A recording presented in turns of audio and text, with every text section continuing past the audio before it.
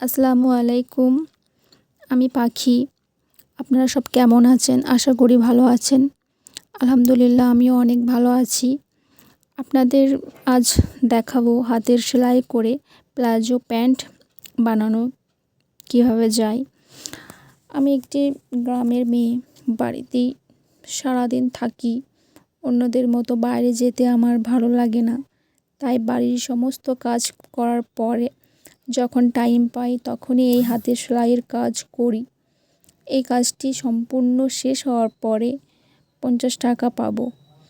এটা দিয়ে আমার সংসারে যতটুকু পারি আমি খরচা করি।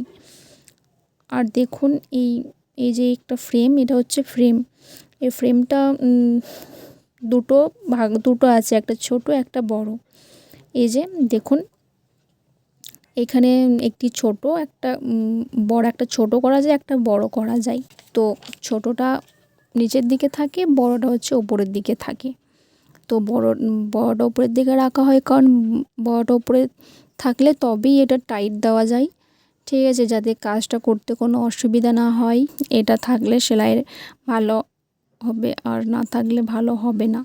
আশা করি আমার এই ভিডিওটা ভালো লাগলে একটা লাইক করে দিবেন, সাবস্ক্রাইব করতে ভুলবেন না। Thank you.